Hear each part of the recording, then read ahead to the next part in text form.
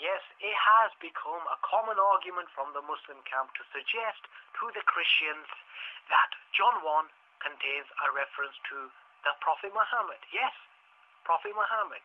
Now, this reference, obviously not an explicit reference by name, but merely an implicit reference or intimation by the title, the Prophet. Now, Shamoun, that Sam Shamoun, the experienced Christian apologist on the internet, addressed the Muslim claim concerning John 1 on the Aramaic Broadcasting Network. Now, as a word of note to the listeners, if Shamoun's response was convincing, I would not be writing nor speaking out against Shamoun's response. In order to be intellectually honest, I would have accepted his response if I felt it convincing. But on the flip side, I didn't feel Shamoun's response was convincing. It lacked real potency and the element to convince the more discerning mind. Obviously, the discerning mind arises from objectivity. Now, you may be saying, well, how can you be objective? You're a Muslim, obviously you will be supporting the claim. Well, I've tried to be as objective as possible, and to be honest, it really does not bother me either way whether Muhammad is remotely hinted at in the Gospel of John, because it does not affect my faith either way, and it doesn't mean that it strengthens my faith either way. Really, it doesn't bother me. Now, I'm one of these people who believes the Gospel of John is a very difficult gospel to use to affirm any argument of yours, no matter which position you're arguing from. This is because it is the most theologically evolved gospel and distinct from the synoptic gospels. Thus, it always comes with that disclaimer. Yes, the disclaimer that it is the least reliable gospel out of 4. Shamoun devotes his attention in trying to explain away John 1:19 to 21 in a fashion which excludes any intimation or reference to the Prophet Muhammad.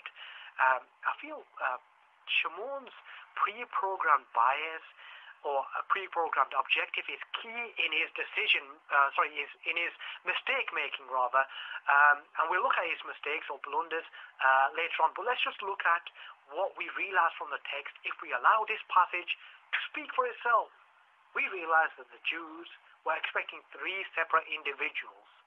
They were expecting the Christ, Elijah, and the Prophet. That's all we realize from the passage if we allow it to speak for itself. Now, what does Shamoun do? He circumnavigates the scripture and disallows it from speaking for itself by adopting an unorthodox stance, by adding his own unfounded views to the text, which quite simply is scriptural indecency. If we look at what Shamoun does, he brings forward this unorthodox manner of exegesis.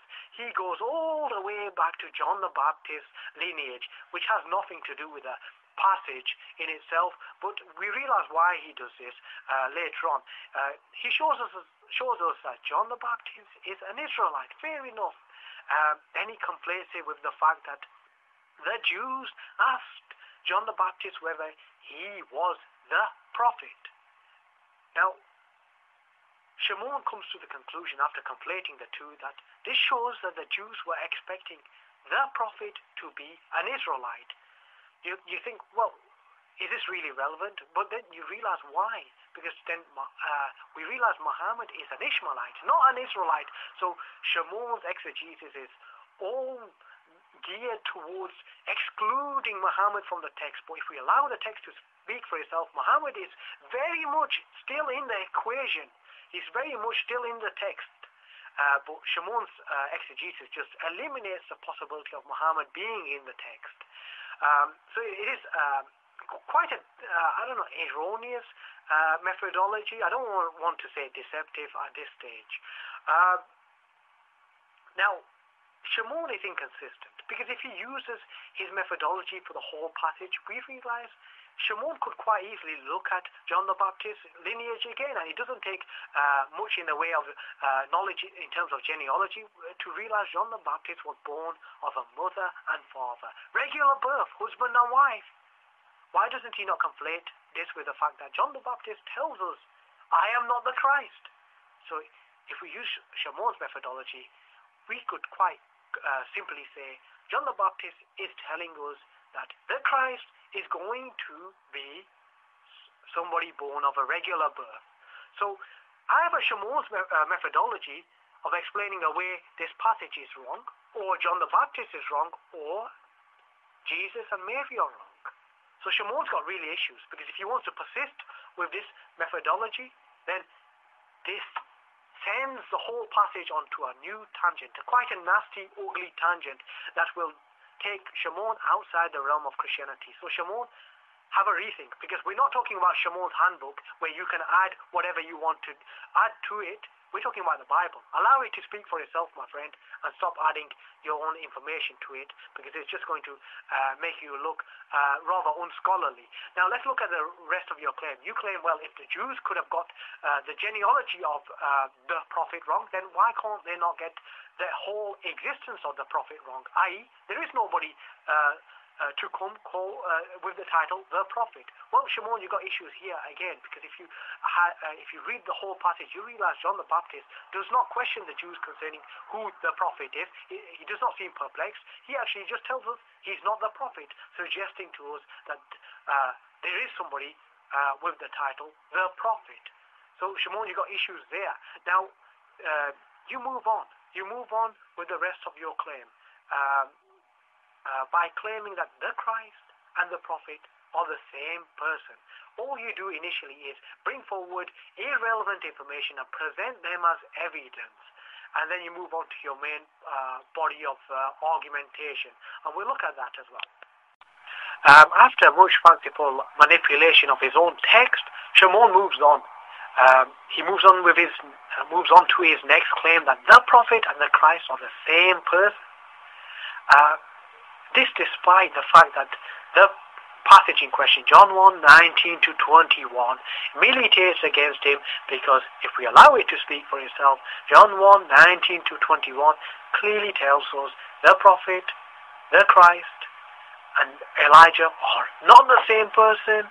They are three separate entities, so the prophet and the Christ could not possibly be the same person despite Shamoun's pleadings. But what does Shamoun do? He brings forward John 1:45.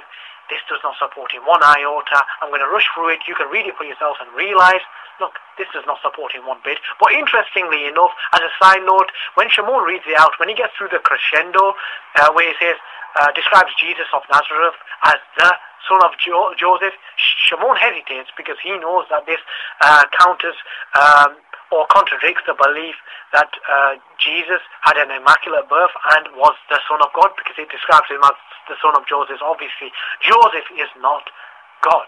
Now, what else does Shamoun do? He moves fluently on to John 5:39 to 40.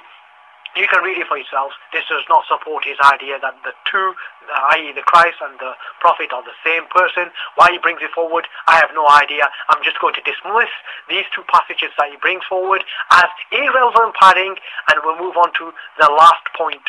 Now quickly, Shamoun brings forward the biblical reference, John 6:14 to 15. Now, we've already established that the prophet and the Christ are not the same person. So if a group of people claim Jesus is the prophet, it does not mean that he's both, because we realize there was a great potential to misidentify Jesus, because if we look at no less than John the Baptist, he actually sent questioners out to find out who Jesus was, because he did not even know.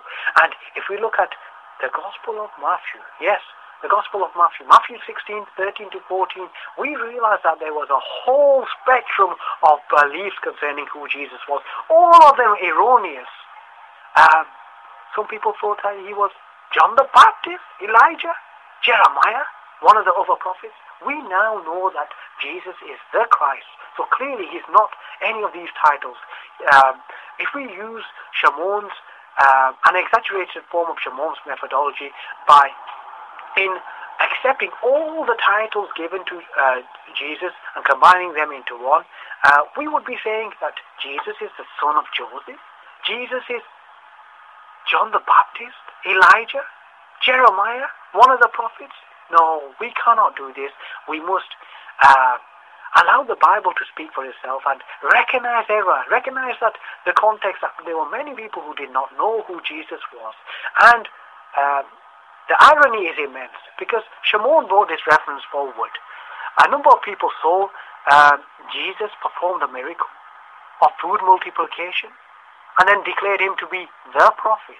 This clearly shows that the miracle of food multiplication is the key identifying feature of the prophet. The irony is immense because we now know that Jesus is not the prophet but the Christ. But we also know that Muhammad performed the miracle of food multiplication too.